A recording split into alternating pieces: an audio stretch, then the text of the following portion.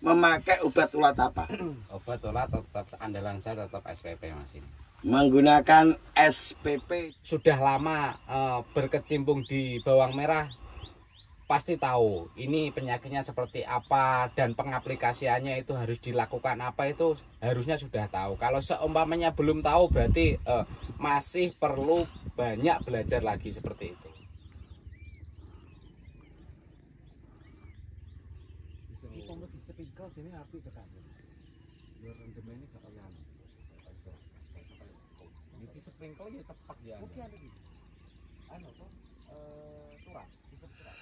Assalamualaikum warahmatullahi wabarakatuh. Waalaikumsalam warahmatullahi wabarakatuh. Salam sejahtera buat kita semuanya. Posisi hari ini kita sedang ada di lahan Kang Mawan. Beliaunya ada di situ, guys. Dan ini tanamannya Kang Mawan saat ini usia kurang lebih 57. Jadi nanti akan dipanen di kisaran umur 62-an. HST ini tanaman saat ini sudah laku 60 juta dari benih 170 kg. Nggak usah tanya ini benih dari mana, yang jelas ini jelas varietas Tajuk GY ya. Jadi dan sekedar informasi biar teman-teman juga tahu, karena posisi saat ini saya tidak bisa hadir di Rembang.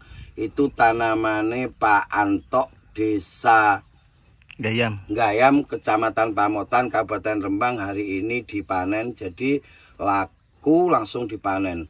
Itu laku 180 juta. Jadi hari ini langsung dipanen. Itu sekedar informasi biar para penebas ndak kesana gitu loh, karena banyak yang tanya kemarin dan saat ini sudah laku. Dan saat ini kita akan membahas tentang tutulan. Tutulan di lahan ya, Bes ya. Tutulan sama tentang harga dan prediksi ke depan. yang tanam dan terus ya, sama yang tanam. Dan wilayah. Prediksi wilayah. Dan informasi wilayah yang tanam untuk mulai bulan ini, bulan depan dan bulan seterusnya nanti akan dijelaskan sama sang owner Tajuk GY. Nek masalah informasi ngono kuwi beliaunya, guys. Kalau masalah tanaman yang sana. Tapi semua bersumber dari sini.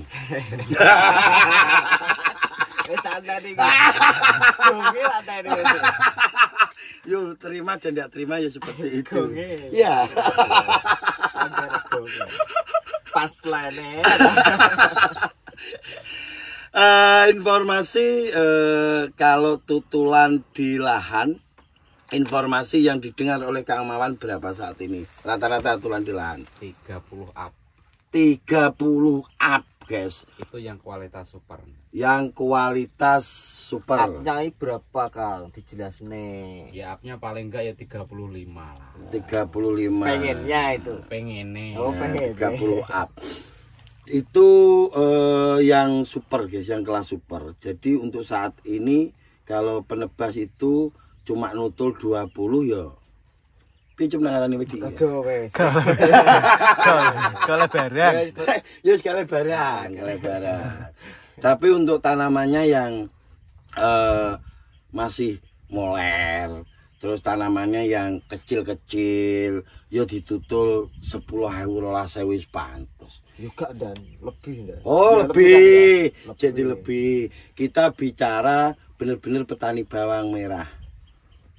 Paham maksud saya ya? Jadi ya bilang tanggung besar dan super. Untuk tanaman yang kecil-kecil itu kan masih, menurut saya masih di luar lah. Belum masuk ke sini, belum masuk. Jadi masih tetap belajar.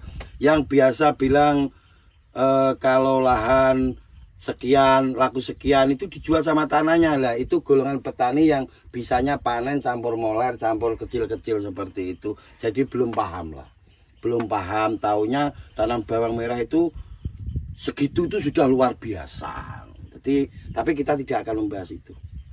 Kita akan membahas masalah harga. Ini kalau dari saya pribadi, harga bawang merah saat ini itu belum mencapai puncaknya. Belum. belum mencapai puncaknya. Dengan hitungan seperti ini, kebutuhan di Pulau Jawa, dari kebutuhan pengonsumsi sama yang produksi, saat ini itu ada ketimpangan. Jadi ada ada kekurangan. Makanya untuk saat ini tuh belum puncaknya. Makanya untuk teman-temanku semuanya, tanamannya yang saat ini itu baru 2 minggu, baru 1 bulan, fokus ke tanaman karena harga akan masih up lagi. Dan untuk selanjutnya, informasi ini penting. Ini informasi penting dan harus didengar. Informasi masa tanam ini kalau perlu dicatat, biar tidak tanya terus ya. Kalau perlu dicatat, informasi masa tanam akan nanti yang jelaskan sang owner Tajuk G. Monggo, Bos. Oke, assalamualaikum warahmatullahi wabarakatuh. Waalaikumsalam warahmatullahi wabarakatuh. Ini saya sedikit menjelaskan masalah kedepannya yang akan tanam, khususnya yang mayoritas saja. Mayoritas nanti di bulan Mei ini tentunya yang akan berangkat segera itu daerah Kulon Progo, tepatnya di daerah Srikayangan Sentolo. Itu nanti yang akan mayoritas banyak yang berangkat. Itu namanya di sana MT1 atau masa tanam yang pertama mainan itu nanti Kulon Progo, sama disusul lagi nanti wilayah Bantul, cuman kemungkinan separuhnya dari Kulon Progo, jadi ndak akan banyak.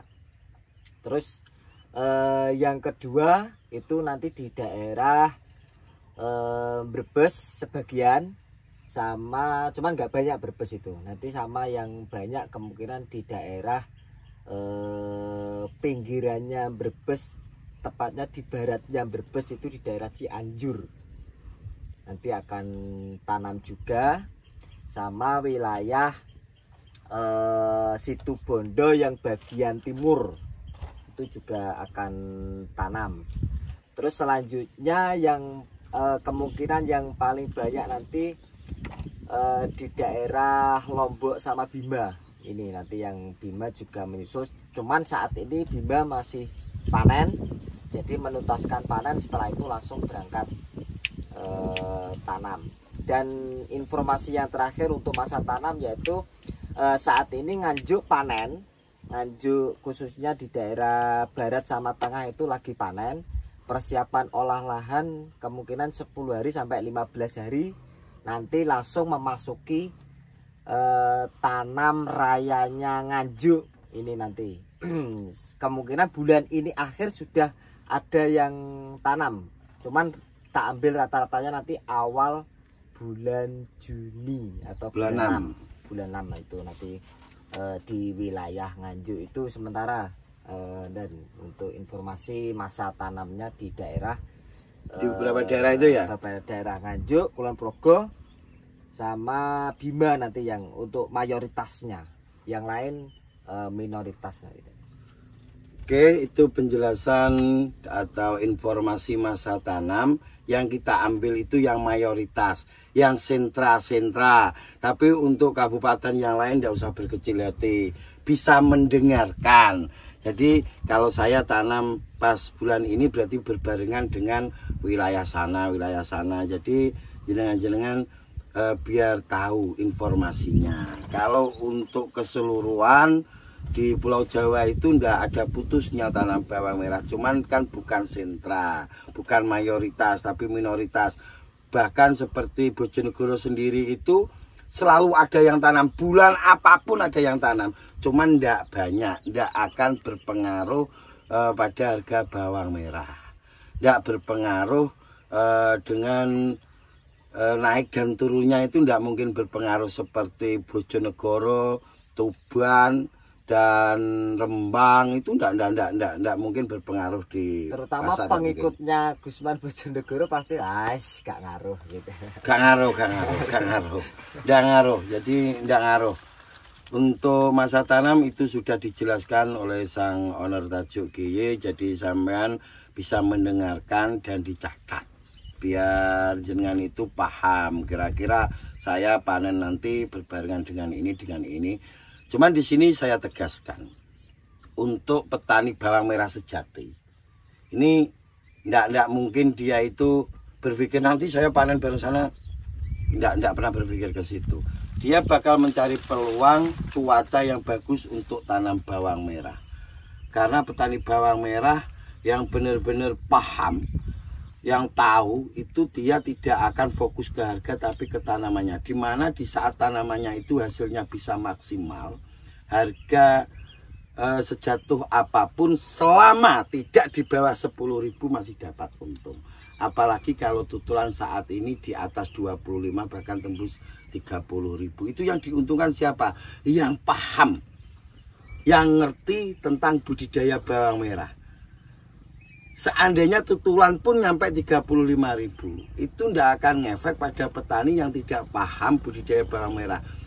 Tetap lakunya murah, wong tanamannya jelek, ndak bisa maksimal, ya.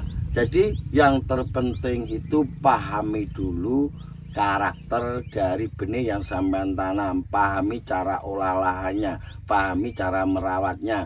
Untuk harga itu nanti kalau panen pas ketemu harga bagus itu bonus. Ini saya menjelaskan ke petani pemula. Jadi penjelasan saya ke petani pemula yang cuma tanam 1 kintal 2 kintal itu seperti ini penjelasan saya. Beda dengan petani yang masuk ke pertanian holti langsung dia itu pengennya masuk itu secara bisnis. Itu bakal ada hitung-hitungannya untuk masa tanamnya, nanti pas panenannya ini kira-kira bisa dikirim kemana, itu penjelasannya sudah beda. Jadi untuk overallnya saya menjelaskan itu untuk petani pemula yang pengen tanam 1 kintal 2 kintal itu jangan terfokus pada nanti saya barang, enggak usah, sampean fokus saja ke tanamannya. Itu seperti itu penjelasan saya. Semoga benar-benar dipahami. Kira-kira nek sampean iku wis pinter nandur jenis untuk engkek ngono lho, guys. Ora keri informasi. Nandur sekintal laku 50 juta bingung. Didol tanahe, ku tanahe moro tuane sisan. Bukan seperti itu. Benih 1 kintal laku 50-60 juta itu sudah terbiasa. Ya, nek sampean belum nyampe ke situ ilmunya, belajar. Untuk tahu, biar tahu teori budidaya bawang merah, carilah master-master bawang merah. Tapi kalau pengen langsung praktek dan dapat hasil seperti itu, lari ke Gusman Bojonegoro. Ya, nanti tak kasih ajar, tak kasih pelajaran biar sampean itu benar-benar paham tentang budidaya bawang merah yang sesungguhnya. Seperti itu. Untuk Kang Mawan ada yang ditambahi, ini tanaman sampean termasuk ndak terserang ulat. Menggunakan apa? Jujur, ojo kotopini CTHI terus ngomongnya harus ndak. Jujur saja, Mas. Memakai obat ulat apa? Obat ulat tetap andalan saya tetap SPP, Mas ini. Menggunakan SPP dibantu obat apa? Dibantu sama terakhir kemarin itu pakai Incipio, Mas. Terakhir pakai Incipio tapi bubuknya enggak pakai sama. Maksudnya fungisidanya enggak, insek enggak pakai sama sekali. Oh. Enggak pakai sama sekali, tetap dia itu memperkuat menggunakan SPP, ditutup Incipio. Jadi saya itu bukan anti produk dari pabrikan, bukan. Saya juga menggunakan produk pabrikan, tapi saya lebih mengutamakan obat-obatan yang tidak membuat lahan kita itu resisten, tidak membuat hama itu kebal, dan itu kejujuran dari Kang Mawan menggunakan SPP. Oke. Habis ini kita akan on the way ke Blitar, dan untuk pengikuti Gusman Bojonegoro untuk kedepannya insya Allah setiap hari atau selang 1 hari kita akan selalu mengunggah konten baik di lahan maupun kita itu mengunggah harga, akan selalu ada konten dari Gusman Bojonegoro. Insya Allah akan selalu aktif di situ supaya teman-teman itu tidak ketinggalan informasi yang terupdate dan terupgrade. Tutup, bosku. Tambahan sedikit, ini pertanyaan titipan, dan ini banyak petani itu bilang tanya itu apa bisa tanam di sekitarnya itu padi semua itu Mas, apa bisa? Nah ini contohnya ini dari lahan miliknya Kang Mawan, sebelahnya pari dan kebetulan juga mau panen juga ini parinya. Ini tergolong aman ya Kang Mawan ya? Untuk sementara ini kalau pengaplikasi Tipnya Kang, ini saya Ya. mau tanyakan sama jenengan tipnya lahan sebelahnya itu padi. Banyak pertanyaan di situ Kang. Lahannya sebelahnya padi itu gimana caranya Mas gitu? Caranya gimana Kang? Ya, Ada trik khusus atau enggak, atau seperti biasa lahan sebelahnya kosong ataupun jagung, atau ada trik khususnya? Kalau untuk saya pribadi begini, Mas ya. Kemarin memang sebelahnya kanan kiri itu tanaman padi ada, sebelahnya jagung ada. Ini sebelah bawahnya ini padi juga, ini milik mertua saya. Tapi alhamdulillah masih aman. Intinya seperti ini. Kalau seumpamanya tanaman kita itu mau bebas dari serangan hama apapun itu, yang penting itu teliti. Yang pertama, yang kedua, kalau saya pribadi kok bukan saya mengunggulkan produk dari punya Mas Gusman, enggak. Ini kenyataannya, ini faktanya, dan itu pun kalau menurut saya pribadi, kalau kita itu menggunakan produk seperti SPP itu enggak terlalu resisten, dan hama itu pun sendiri kalau seumpamanya pakai itu enggak, istilahnya enggak kebal gitu loh Mas ya. Kalau saya pribadi seperti itu. Tipnya ya harus tetap jaga kondisi, istilahnya kondisi yang pertama kenali cuaca, yang kedua kondisi lahan sekitar itu ada hamanya atau enggak. Yang jelas kalau seumpamanya sudah lama berkecimpung di bawang merah, pasti tahu ini penyakitnya seperti apa dan pengaplikasiannya itu harus dilakukan apa, itu harusnya sudah tahu. Kalau seumpamanya belum tahu berarti masih perlu banyak belajar lagi seperti itu. Berarti ya dimaksud teliti itu teliti dalam hal apa itu Kang? Yang untuk khususnya di tanaman sekitarnya selain bawang merah itu. Biasanya kalau padi sama jagung itu kan tetap ada penyakitnya seperti walang sangit, seperti kupu, seperti ulat juga ada Mas. Tapi kita harus kenali dulu juga. Maksudnya sekitarnya itu kalau istilahnya obat yang kita masukkan ke tanaman bawang merah itu benar-benar diserap, saya yakin kalau dia mau nyerang lagi ke bawang merah nggak mungkin. Soalnya saya yakin, saya pasti positif yakin kalau produk yang saya pakai itu untuk sementara ini sangat ampuh sekali. Kalau menurut saya, faktanya juga jenengan lihat sendiri. Saya bukan mengunggulkan produknya itu begini-begini, enggak. Seperti ini kenyataan yang saya alami seperti itu. Soalnya dulu-dulu saya juga pernah menggunakan produk kimia, juga pernah. Tapi saya pelajari lama-kelamaan itu kalau seumpamanya hama itu terlalu banyak unsur kimia yang masuk itu akhirnya itu kebal. Makanya kita sebagai petani harus benar-benar teliti,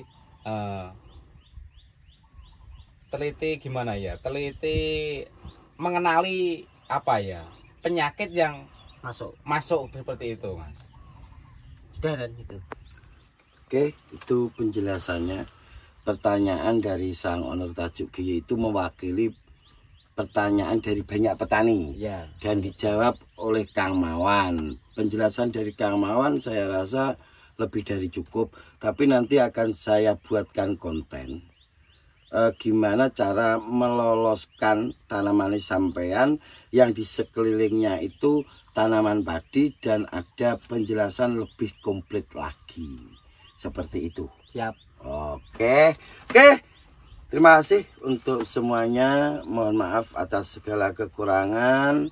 Akhirul kalam, wabillahi taufik wal hidayah wa ridha wal inayah. Assalamualaikum warahmatullahi wabarakatuh. Waalaikumsalam warahmatullahi wabarakatuh.